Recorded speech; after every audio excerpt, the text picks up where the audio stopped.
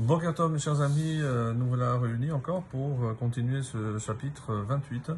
Voilà, et on va continuer à voir concernant la façon de diriger son peuple.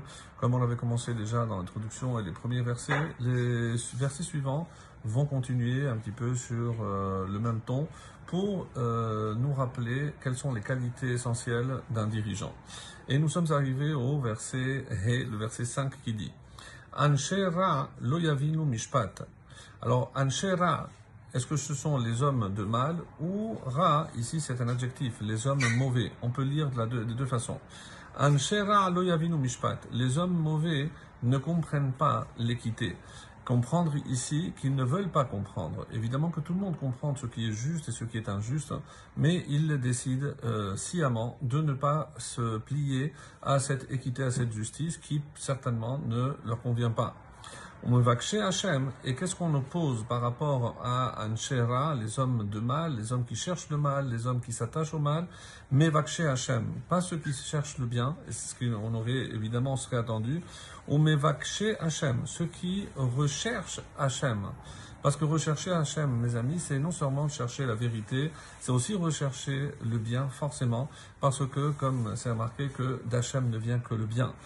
Yavinu kol. Et eux, ils ne vont pas juste comprendre la justice ou ce qui est juste. Kol, ils vont tout comprendre. Et évidemment, celui qui a la foi, il est question ici, des fois on est face à des situations où on ne comprend pas très bien, mais Mevaksh Hachem, lorsque je recherche Hachem, lorsque je sais que ça vient d'Hachem, Yavinu Kol, on ne comprend, peut-être on ne comprend pas les raisons profondes, mais on comprend que si tout vient d'Hachem, ça ne peut être par opposition au Ra, que le bien.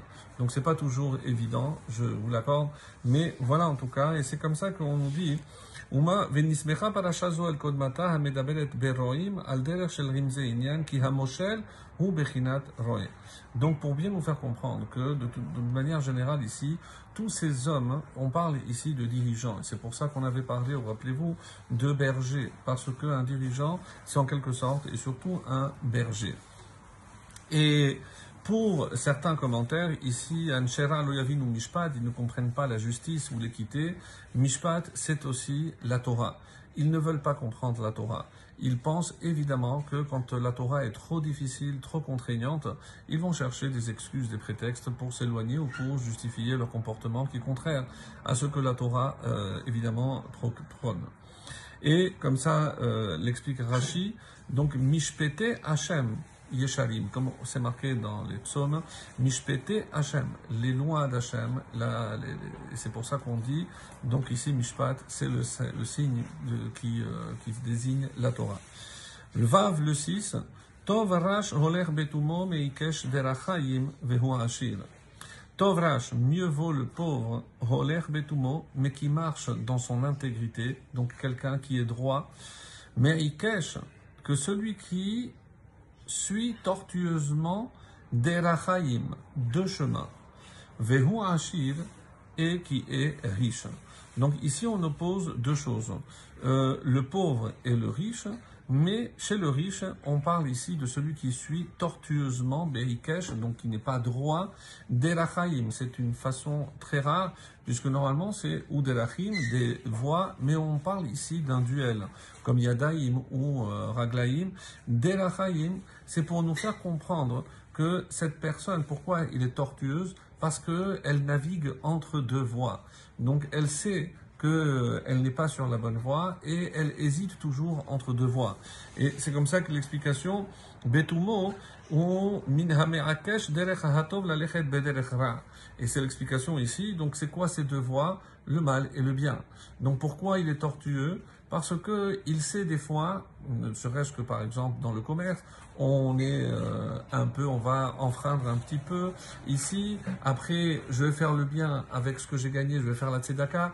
Donc, vehu ashir, ça ne justifie pas donc de marcher sur deux voies. Certains autres commentaires ici disent qu'il est hypocrite. Echad balev be'echad bapé. Donc c'est ce qu'il pense et ce qu'il dit.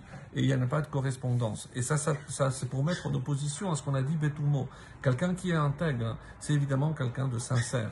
Et on termine par le zayin, Notzer Torah ben Mevin. Celui qui garde la Torah, Ben Mevin, est un fils qui comprend intelligent. Le fils, évidemment, c'est par rapport à Hachem.